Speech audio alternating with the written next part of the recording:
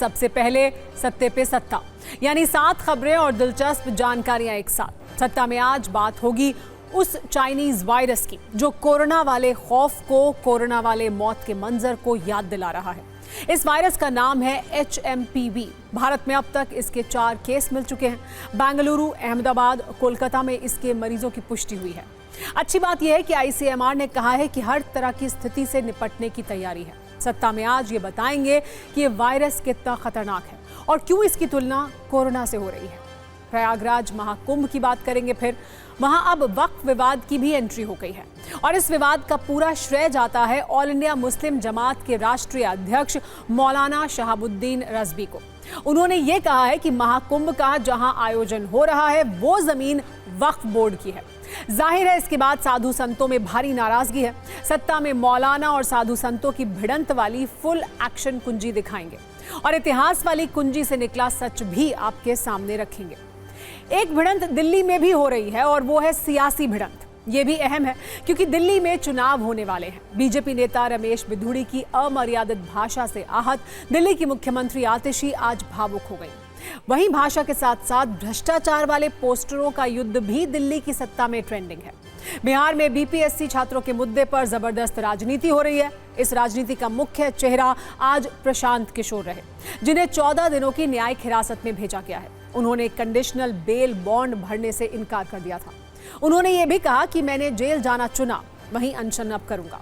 छत्तीसगढ़ के बीजापुर में आज बड़ा नक्सली हमला हुआ। इसमें DRG के 8 जवान शहीद हो गए, जबकि 8 जवान गंभीर रूप से घायल हैं। नक्सलियों ने IED से पिकअप वैन को उड़ा दिया। ये जवान ऑपरेशन से लौट रहे थे। दिल्ली विधानसभा चुनाव से पहले कांग्रेस ने आज महिलाओं के लिए एक बड़ा ऐलान किया है। कांग्रेस ने प्यारी दीदी योजना शुरू की है। कर्नाटक के मुख्यमंत्री DK शिवकुमार ने कहा कि अगर कांग्रेस दिल्ली में सत्ता में आती है तो हर महीने महिलाओं को 2,500 रुपए की आर्थिक सहायता दी जाएगी। उन्होंने ये भी आश्वासन दिया कि पहली कैबिनेट मीटिंग में इसे मंजूरी दी जाएगी। सत्ता के न्यूज मित्रों को शेयर बाजार का अपडेट भी दे दें। आज का दिन निवेशकों के लिए बहुत नुकसान वाला रहा है। एक दिन में निवेशकों के 11 लाख करोड़ रुपए डूब गए। BSE सेंसेक्स 1,258 अंक गिरा। इसी तरह NSE निफ्टी में 388 अंक की बड़ी गिरावट दर्ज की गई। सत्ता की शुरुआत आज हम एक ऐसी खबर से करने जा रहे हैं जिसमें पूरे भारत के लिए एक चिंता बढ़ाने वाला खतरनाक अलार्म है और उसे सुनना बहुत जरूरी है। खासकर देश के हर उस माता पिता को जिनके बच्चे अभी बहुत छोटे हैं या फिर वो परिवार जिनमें बुजुर्ग हैं, क्योंकि अब उनके लिए एक नया खतरा भारत में दाखिल हो चुका है जो बिल्कुल कोरोना जैसा है। और आपको तो ये याद ही होगा कोरोना ने देश छोड़िए पूरी दुनिया का क्या हाल किया था।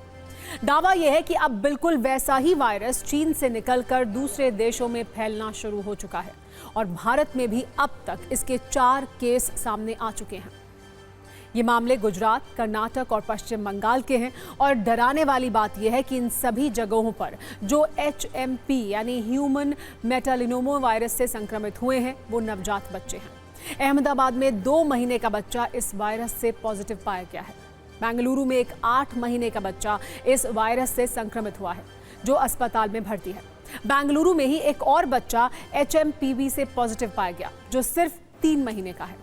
हालांकि इस बच्ची को इलाज के बाद अस्पताल से छुट्टी दे दी गई है, जबकि इस चाइनीज वायरस का नया मामला कोलकाता में पाया गया है, जहां 5 महीने का बच्चा इससे संक्रमित हुआ है, लेकिन इलाज के बाद उसे भी अस्पताल से डिस्चार्ज कर दिया गया है।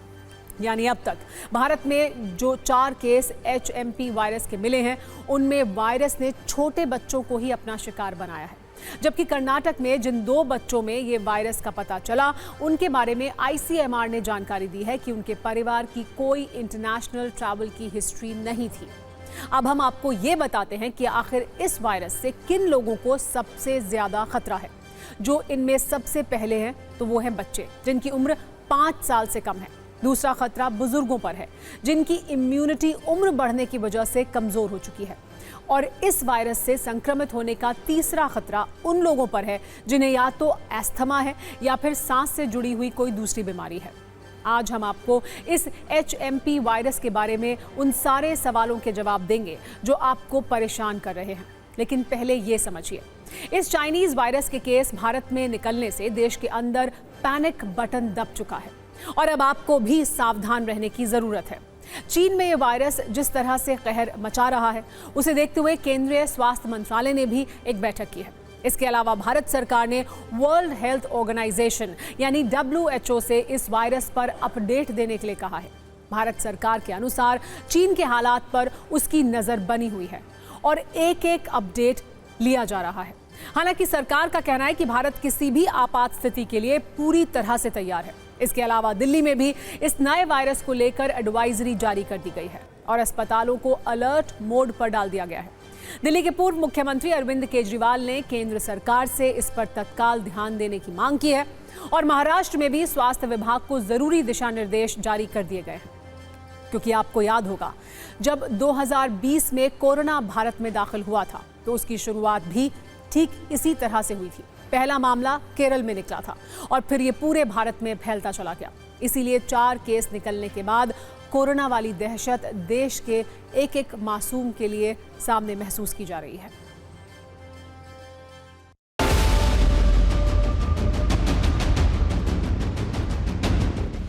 It is found in 2 children. Immediately after seeing this, I talked to Mr. Dinesh Gundu Rao, who is in charge of the health department, and he responded quickly and he took up a meeting with the department, and whatever decision he takes, the government will implement it. This is not a new, नया virus नहीं है। China में जो है वो क्या है, वो उसका डिटेल्स गवर्नमेंट ऑफ इंडिया को मालूम है, लेकिन इनका जो जिसको हुआ है वो कहीं बाहर नहीं गए, इधर के लोग ही हैं और कहीं बाहर गया ट्रैवल करके इधर नहीं आए। तो अभी तो we should not get worried too much. सब ठीक है, सब ठीक है। और वो बच्चा जो है वो कल डिस्चार्ज मेरे ख्याल से हो जाएगा। केंद्र सरकार क्या करते हैं हम देखते हैं।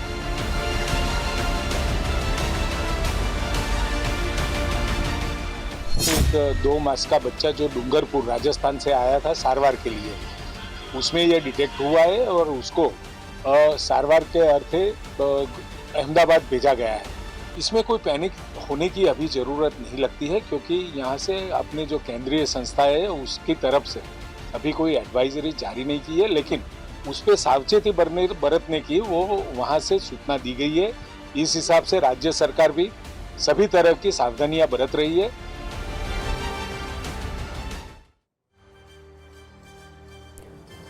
और अब हम अपने न्यूज मित्रों को इस वायरस से जुड़ी एक और चिंता वाली बात बताते हैं जो इसके लक्षणों से जुड़ी हुई है। इस वायरस का पूरा नाम ह्यूमन मेटान्यूमो वायरस है और इससे संक्रमित होने के बाद किसी मरीज में बिल्कुल वैसे ही बदलाव दिखते हैं जैसे कोरोना में दिखते थे।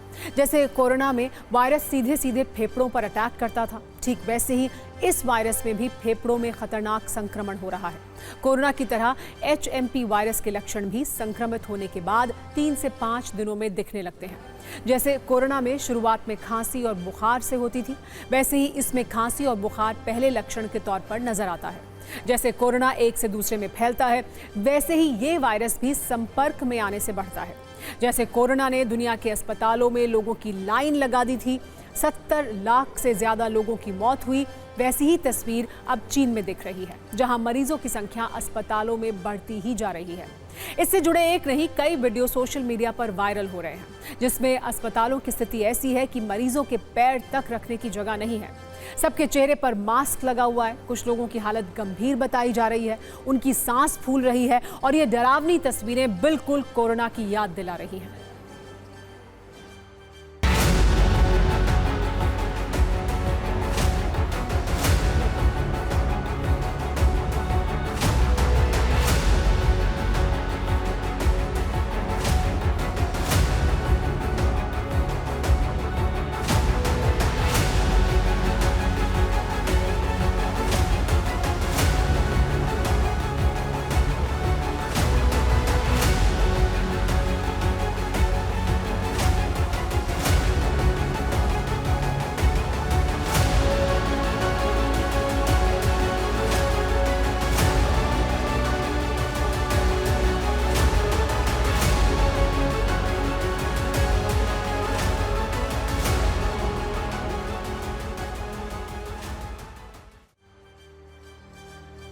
तो चीन जैसी स्थिति भारत में ना हो, इसके लिए सरकारें तो अलर्ट मोड पर चली ही गई हैं, लेकिन इसमें आपको भी अपनी ओर से पूरी सावधानी बरतने की जरूरत है, क्योंकि सावधानी ही सुरक्षा है। शुरुआत में इस वायरस के लक्षण भी सामान्य वायरल जैसे दिखते हैं, लेकिन असर अगर ज्यादा है तो निमोनिया और ब्रोंकाइटिस होने का खतरा भी है। इसीलिए बचाव में आपको क्या करना है वो आप नोट कर लीजिए। भीड़ वाले इलाकों में मास्क का इस्तेमाल करना है। बार बार साबुन और पानी से कम 20 सेकंड तक हाथों को धोना है। सैनिटाइजर का इस्तेमाल भी करें और सबसे जरूरी बात, संक्रमित के संपर्क में आने से बचें। अगर कोई लक्षण आपको नजर आता है तो आइसोलेट हो जाएं और जरूरी हो तो डॉक्टर से सीधे संपर्क करें। आज हमने आप सभी न्यूज मित्रों के लिए देश के बड़े हेल्थ एक्सपर्ट से भी बात की है। उनकी बातों को भी आप गौर से सुनिएगा, क्योंकि उससे आपको ये पता चल जाएगा कि ये वायरस कितना खतरनाक है और इससे कितना डरने की जरूरत है। HPMP वायरस जो है वो चाइना में प्रोविंस में फैला हुआ है, बट डिटेल्स और उसके कितने केसेस और वहाँ पर क्या सिचुएशन है चाइना की तरफ से और WHO की तरफ से डिटेल्स हमारे पास नहीं है। और ये जो दोनों कर्नाटका के केसेस हैं, ये इन दोनों का कोई चाइना या इंटरनेशनल ट्रैवल नहीं था ये। सो इससे और इनफैक्ट ICMR ने ये कंफर्म किया है कि ये जो वायरस है ये रूटीनली और जो ये वायरस है इस मौसम में इन्फेक्शन का और ज़ुकाम का और निमोनिया का कारण होता है। बच्चों में जो 1 साल से कम बच्चे होते हैं, इन्फेंट्स में और बुज़ुर्गों में, या जिनकी भी इम्यूनिटी प्रतिरोधक शक्ति कम होती है, उनमें ये सीरियस बीमारी भी कर सकता है। हालांकि ये दोनों बच्चे ठीक हैं और इनको कोई सीरियस बीमारी नहीं है, बट ये एक सीरियस बीमारी का कारण बन सकता है। सिचुएशन आगे क्या रहेगी ये मॉनिटरिंग और आगे जो सिचुएशन है इसको लगातार हमें देखते रहना पड़ेगा, जिससे कि हम इसके बारे में फर्दर जानकारी पता कर सकें। और अब भारत में HMP वायरस के इन मामलों पर केंद्रीय स्वास्थ्य मंत्री JP नड्डा का बयान भी आ गया है। सुनिए उनका क्या कहना है। हम स्थिति का क्लोज मॉनिटरिंग कर रहे हैं, हम स्थिति का बहुत नज़दीकी से जायजा ले रहे हैं और हम ये कह सकते हैं कि हमें चिंता का कोई कारण नहीं होना चाहिए। स्वास्थ्य विभाग इन सारी बातों पर नजर रखे हुए है। सत्ता में अब हम आपको प्रयागराज के महाकुंभ में लेकर चलते हैं, जिसकी शुरुआत 13 जनवरी यानी अगले सोमवार से होने वाली है। लेकिन दुनिया के इस सबसे बड़े धार्मिक आयोजन पर क्लेश वाला चैप्टर बंद होने का नाम नहीं ले रहा है और इसके डायरेक्टर और स्क्रिप्ट राइटर हैं ऑल इंडिया मुस्लिम जमात के अध्यक्ष, नाम है मौलाना शहाबुद्दीन राज़वी, जिन्हें वैसे तो फतवे जारी करने का चैंपियन कहा जाता है, लेकिन फिलहाल उनकी नजरें इस वक्त महाकुंभ की ओर घूमी हुई हैं और ये बात देश के साधु और संतों को बिल्कुल भी पसंद नहीं आ रही है। कुछ दिन पहले मौलाना शहाबुद्दीन राज़वी ने महाकुंभ में धर्मांतरण का दावा किया था, लेकिन अब उन्होंने महाकुंभ में वक्फ वाला मिर्च मसाला भी डाल दिया है, जिस पर धर्म कलेश शुरू हो गया है। क्योंकि मौलाना शहाबुद्दीन राज़वी ने के अनुसार कुंभ का आयोजन जिस जमीन पर हो रहा है वो वक्फ बोर्ड की जमीन है, यानी अब तक वक्फ के नाम पर यह दावा सरकारी जमीनों के साथ हिंदुओं और किसानों की जमीन पर किया जा रहा था, लेकिन अब इसकी रेंज प्रयागराज के महाकुंभ तक भी हो गई है। अब इस दावे पर कैसे मौलाना और साधु संतों के बीच धर्म युद्ध वाली स्थिति है, इसे उनके बयानों के जरिए आप भी महसूस कीजिए। मौलाना शहाबुद्दीन राज़वी का कहना है कि वक्फ की जमीन पर महाकुंभ का आयोजन किया जा रहा है। इस पर साधु संतों का कहना है कि कुंभ तब से है जब इस्लाम भी नहीं था। मौलाना का कहना है कि वक्फ की 55 बीघा जमीन पर कुंभ मेला लगाया जा रहा है। तो साधु संत ये पूछ रहे हैं कि जब कुंभ की शुरुआत के वक्त इस्लाम ही नहीं था तो वक्फ कहां से आ गया। मौलाना शहाबुद्दीन राज़वी ने कहा है कि मुसलमानों ने वक्फ की जमीन के बाद भी कुंभ के टेंट लगाने से नहीं रोका, जबकि साधु संत कह रहे हैं कि कुंभ की जमीन देवताओं की जमीन है। मौलाना संतों से बड़ा दिल दिखाने की बात कर रहे हैं, तो संतों का तर्क है कि ऐसे बयान में मौलाना की असीमित बौखलाहट छिपी हुई है। हम पहले आपको इस पर एक जुबानी चिंगारियों से भरी रील दिखाते हैं, फिर ऐतिहासिक तथ्यों वाली कुंजी भी खोलेंगे जिसमें कुंभ की सत्ता वाले साक्ष्य हैं। वक्फ जमीन है, वो जमीन पर कुंभ मेला लग रहा है। प्रयागराज का जो कुंभ है वो बहुत प्राचीन है और जो कह रहे हैं कि उस समय इस्लाम का जन्म भी नहीं हुआ था, तब से ये कुंभ बराबर चलता आ रहा है। मौलाना कह रहा वफ़ की ज़मीन है, वो झूठ है, एकदम असत्य है। वफ़ की ज़मीन नहीं है, वो देवता से पूजित ज़मीन है। और ये असत्य को रोकने के लिए इनको मुंह तोड़ उत्तर देना चाहिए। जब देश गुलाम था तब भी कुंभ था, देश आज़ाद हुआ तब भी कुंभ है, वर्तमान में भी यह कुंभ बस रहा है। उन्हें ज्ञान होना चाहिए कि यह कुंभ जहाँ बसता है ये सेना की भूमि है और माँ गंगा की गोद है। ये जो गंगा जी है इसका फैलाव दारागंज से लेकर झूसी तक है। इस बीच में जितनी भी आपको लैंड दिखाई दे रही है, भूमि दिखाई दे रही है, इसमें पूरी गंगा जी बहती है। मैं पूछना चाहता हूँ आपके यहाँ कौन सी भूमि? ये तो गंगा मैया की भूमि, आपकी भूमि कहाँ से आई? आप दिखा दीजिए आपकी भूमि है। और उनका कहना साधु संत हमारी भूमि में है। भाई हम तुम्हारी भूमि में कहाँ से आए? तुम कहाँ से भूमि लेके आ गए? तो मेरे कहने का तात्पर्य ये व्यक्ति जो है परेशान हो गया, इसीलिए ऐसे बयान दे रहा है। साधु संतों का दावा है कि कुंभ का इतिहास बहुत पुराना है। जब आज हमने इस दावे पर रिसर्च की तो कई ऐसे ऐतिहासिक तथ्य सामने आए जिनके बारे में आपको जानना चाहिए। सबसे पहले हमें उस यूनानी यात्री मेगास्थनीज की एक किताब मिली जो चंद्रगुप्त मौर्य के समय 302 ईसा पूर्व भारत आया था। और इसी मेगास्थनीज ने अपनी किताब इंडिका में गंगा किनारे लगने वाले मेले का वर्णन किया था। इस लिस्ट में हमें दूसरा नाम चीनी यात्री ह्वेनसांग का मिला, जिसने 16 वर्षों तक भारत में रहकर उसके विभिन्न हिस्सों में अध्ययन किया। और इसमें से एक कुंभ भी शामिल है, जिसका जिक्र ह्वेनसांग ने अपनी किताब में भी किया और कुंभ की भव्यता और उसके महत्व को भी बताया। चीनी यात्री ह्वेनसांग 1400 साल पहले सम्राट हर्षवर्धन के साथ प्रयाग कुंभ का साक्षी बना। इसके बाद उसने अपनी किताब सी यू की में लिखा कि देश भर के शासक धार्मिक पर्व में दान देने प्रयाग आते थे। खुद सम्राट हर्षवर्धन भी 75 दिनों तक कुंभ में दान करते थे। ह्वेनसांग ने इस बात का भी जिक्र किया कि प्रयाग में संगम स्नान सभी पापों को धो देता है और उसने प्रयागराज को मूर्ति पूजकों का महान शहर भी बताया। इन बातों में से ये साबित होता है कि कुंभ की सत्ता कितने वर्षों से मौजूद है और उसका महत्व क्या है। इसके अलावा भी कुंभ का जिक्र अलग अलग किताबों में देखने को मिलता है, तो इस बात का प्रमाण है कि कुंभ एक ऐसी सनातन यात्रा है जिसका वैभव वर्षों के साथ बढ़ता जा रहा है।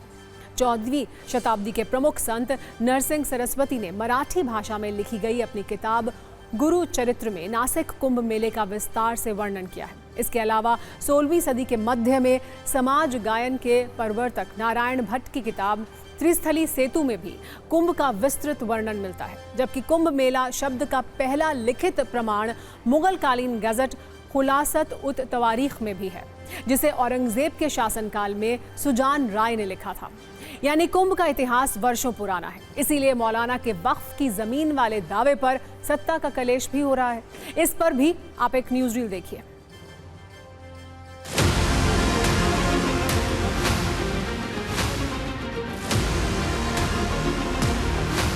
सदियों से जिस समय इस्लाम की पैदाइश नहीं हुई उस समय से कुंभ लगते आ रहे हैं। और फिर कुंभ वफ़द कहाँ से पैदा ले लिया? जब इस्लाम ही नहीं पैदा लिया कुंभ के पहले तो वफ़द कहाँ से पैदा ले लिया?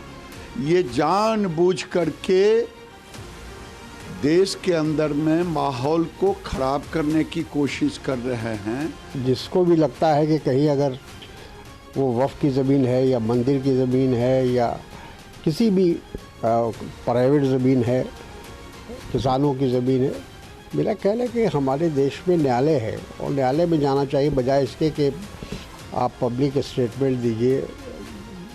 उसकी कोई आवश्यकता नहीं। अगर आपके पास कागज़ है, अगर आपके पास सबूत है, तो आपको सीधे न्यायालय जाना चाहिए।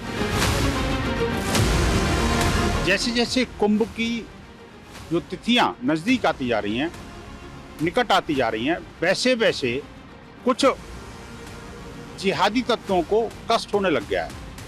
एक तरफ नमाजवादी पार्टी तो दूसरी तरफ नमाजवादी गैंग, दोनों मिलकर के उनको ऐसा लग रहा है जैसे कि उनको उनके नीचे से धरातल से जमीन खिसक रही है।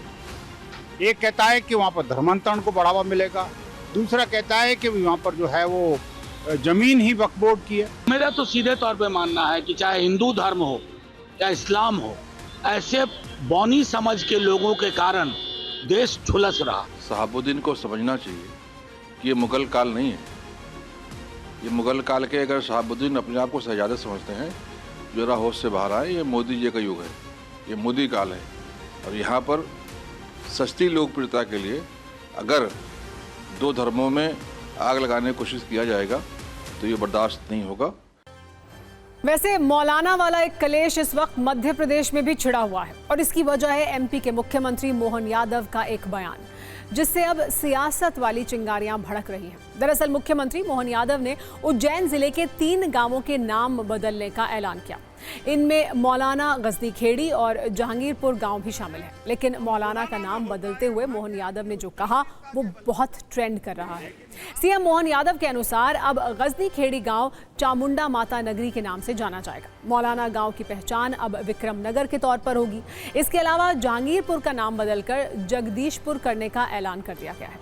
मौलाना गांव का नाम बदलते हुए सीएम ने कहा कि मौलाना लिखने पर पेन अटकता है, इसलिए अब इसका नाम विक्रम नगर रख दिया गया है।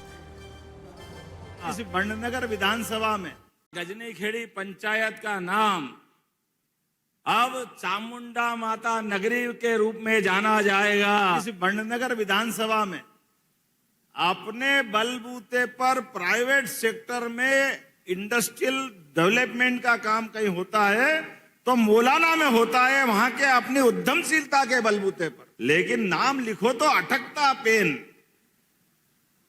मैं विक्रमादित्य की नगरी से आता हूं और मैंने पूछा कि इसका नाम क्या किया जाए, तो उन्होंने कहा विक्रमादित्य के आधार पर विक्रम नगर इसका नाम किया जाए। सरकार समाज का भी सम्मान करती है और जाने अनजाने इस प्रकार से कोई नाम किस कारण हुए मालूम नहीं, लेकिन इन नामों से जो अटकता है वो संशोधित करने वाली सरकार भी हमारी सरकार है, माननीय मोदी जी के नेतृत्व में। अब सीएम मोहन यादव के बयान पर बीजेपी वर्सेस कांग्रेस की लड़ाई शुरू हो गई है। एमपी के मंत्री का कहना है कि कांग्रेस गुलामी के प्रतीकों पर राजनीति करती है, जबकि कांग्रेस बीजेपी पर सांप्रदायिकता वाले आरोप लगा रही है। गुलामी की मानसिकता में जीने वाले कांग्रेसी हर समय केवल गुलामी के प्रतीकों को ही छाती पर लगाकर राजनीति करना चाहते हैं। निश्चित रूप से जो मुख्यमंत्री जी ने कहा वो बिल्कुल ठीक है कि ऐसे गुलामी के क्या ज़रूरत है नाम ये रहने की। जिसने इस देश को गुमराह किया, ऐसे लोगों के नाम पर यदि हमारे शहर, गांव या रोड का नाम होगा तो ये हम सबके लिए निश्चित रूप से शर्म की बात है। मुख्यमंत्री महोदय और पूरी भारतीय जनता पार्टी अब सांप्रदायिकता फैलाने में लगी है और सांप्रदायिकता ही बीजेपी की पहचान बन गई है। अगर उनका पैन अटक रहा है मौलाना नाम सुनकर और मन खटक रहा है तो ये चिंता का विषय है, क्योंकि शायद फिर मुस्लिम समुदाय के लोगों के काम करने में भी उनका पैन अटकता होगा और वो काम नहीं करते होंगे। ऐसे व्यक्ति का मुख्यमंत्री पद के ऊपर रहना, जिसकी पहचान सांप्रदायिकता बनती जाए, संविधान की शपथ शायद भूल गए हैं, उन्हें सोचना चाहिए और ये चिंता का विषय है। और अब बात करते हैं इंफ्रास्ट्रक्चर वाली सत्ता की। देश के सड़क इंफ्रास्ट्रक्चर से जुड़ा एक शुभ समाचार आया है महाराष्ट्र से, जहां मुंबई से नागपुर तक 701 किलोमीटर लंबे समृद्धि महामार्ग के आखिरी चरण का काम भी पूरा हो गया है। वैसे ये लोगों के लिए कितनी बड़ी राहत है, सोचिए। पहले मुंबई से नागपुर तक का करीब 700 किलोमीटर तक का सफर करने में जहां 16 घंटे लगते थे, वहीं अब इस सफर में आधा वक्त लगेगा और सिर्फ 8 घंटे में मुंबई से नागपुर पहुंचा जा सकेगा। वैसे इस एक्सप्रेसवे का आधिकारिक नाम हिंदू हृदय सम्राट बाला साहेब ठाकरे समृद्धि महामार्ग है, जिसका 625 किलोमीटर का हिस्सा जनता के लिए पहले ही चालू हो चुका है। अब इसके आखिरी चरण में इगतपुरी से मुंबई तक का 76 किलोमीटर का हिस्सा भी बनकर तैयार हो चुका है। अगले महीने प्रधानमंत्री नरेंद्र मोदी इस एक्सप्रेसवे का उद्घाटन कर सकते हैं। समृद्धि महामार्ग को सबसे हाईटेक एक्सप्रेसवे माना जा रहा है और ऐसा क्यों है, सिर्फ 40 सेकंड में ये भी आप जान लीजिए। 6 लेन वाला ये एक्सप्रेसवे भारत का दूसरा सबसे लंबा एक्सप्रेसवे है, जिसकी लंबाई 701 किलोमीटर है। वहीं इसे 150 किलोमीटर प्रति घंटे की रफ्तार तक गाड़ियां चलाने के लिए डिजाइन किया गया है। इस पूरे रास्ते में 6 टनल और 65 फ्लाईओवर बनाए गए हैं, जिनमें पहाड़ के 425 मीटर नीचे बनाई गई 8 किलोमीटर लंबी सुरंग भी शामिल है। इस सुरंग के पास किसी आपात स्थिति के लिए हेलीपैड भी बनाया गया है। ये बताया जा रहा है कि इसका निर्माण ऐसे कंक्रीट से किया गया है जिससे ये एक्सप्रेसवे अगले 100 साल तक ठीक हालत में रहेगा। इस एक्सप्रेसवे पर कई फ्यूल स्टेशन और ईवी चार्जिंग पॉइंट भी बनाए गए हैं। इसका निर्माण पूरा होने से महाराष्ट्र के 10 जिलों के लोगों को सीधे तौर पर कनेक्टिविटी का फायदा होगा। अभी तक इसका जो हिस्सा चालू हुआ है वो इसी सफलता की कहानी बता रहा है। पिछले 2 साल में इसके चालू हो चुके हिस्से में 1.5 करोड़ से भी ज्यादा गाड़ियां सफर कर चुकी हैं और टोल टैक्स के तौर पर 1100 करोड़ रुपए से ज्यादा की कमाई भी हो चुकी है।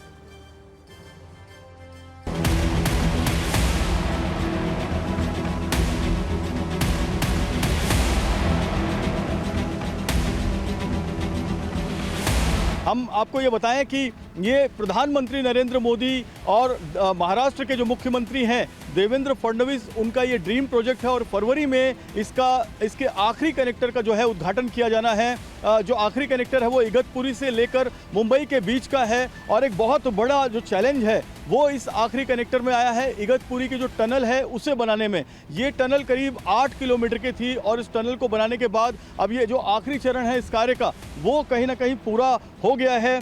MSRDC के MD अनिल गायकवाड़ का ये कहना है कि इस आखिरी चरण के पूरा होने के बाद जो 18 घंटे की दूरी है मुंबई से नागपुर जाने की वो घटकर 8 से 9 घंटे हो जाएगी।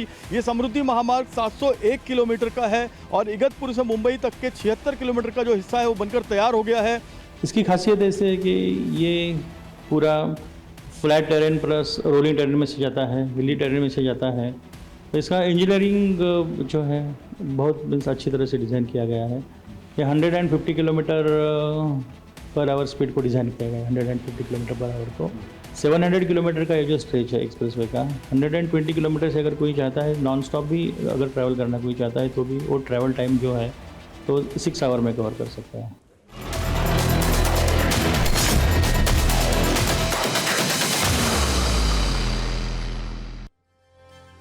जिंदगी को सिगरेट के धुएं में झोंकने वालों के लिए ये रिमाइंडर जरूरी है। वैसे तो सिगरेट के पैकेट पर भी वैधानिक चेतावनी लिखी होती है कि सिगरेट पीना स्वास्थ्य के लिए हानिकारक है, लेकिन फिर भी इस चेतावनी को धुएं में उड़ाते हुए कुछ लोग सिगरेट पीते हैं। लेकिन ऐसे लोग जिस हिसाब से सिगरेट पी रहे हैं उसी हिसाब से अपनी जिंदगी के दिन भी घटा रहे हैं। सिगरेट से सेहत को होने वाले नुकसान को लेकर हुई रिसर्च में यह सामने आया है कि एक सिगरेट पुरुष की जिंदगी के 17 मिनट कम कर देता है।